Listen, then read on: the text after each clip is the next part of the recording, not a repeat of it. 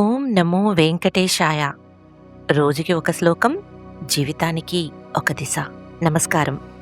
వెంకటేశ్వర సుప్రభాతంలోని 22వ శ్లోకం.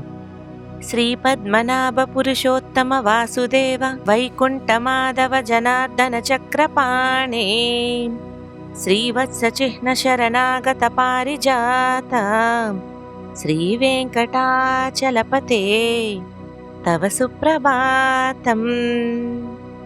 కమలనాభ, పురుషోత్తమ, వాసుదేవ, వైకుంఠ నిలయ, మాధవ, జనార్దన, చక్రపాణి, వక్షస్థలాన శ్రీవత్స చిహ్నము గలవాడా, శరణార్థుల పాలిట పారిజాతమైన ఓ వెంకటేశ్వర స్వామి, నీకు శుభోదయమగునుగాక.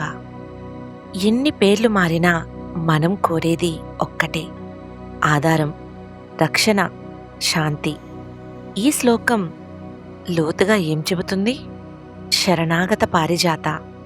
పారిజాత వృక్షమంటే మనం కోరుకున్న దాన్ని ఇచ్చే చెట్టు. అలానే దైవం కూడా పనిచేస్తుందా? కాదు. దైవం మనం అడిగింది మాత్రమే ఇవ్వదు.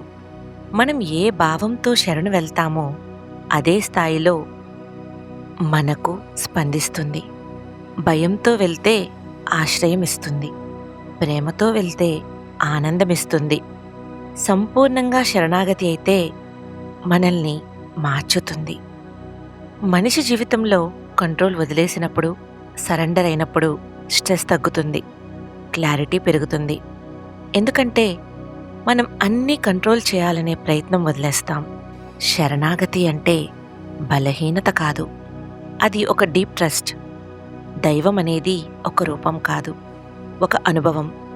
మనం ఎంతగా శరణు వెళ్తామో అంతగా దైవాన్ని అనుభవిస్తాము. దైవం మనకు దూరం కాదు, మన ఈగో దూరం చేస్తుంది.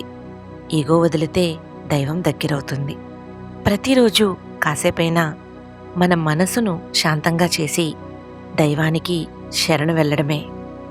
జీవితంలో ఒక కొత్త క్లారిటీ వస్తుంది. ఇది వెంకటేశ్వర సుప్రభాతంలోని 22వ శ్లోకం. రోజుకు ఒక శ్లోకం, జీవితానికి ఒక దిశ. మళ్ళీ రేపు కలుద్దాం. ఇలాంటి జీవన సత్యాలు తెలుసుకోవాలంటే మా ఛానల్ని సబ్స్క్రైబ్ చేయండి. ఓం నమో వెంకటేశాయ.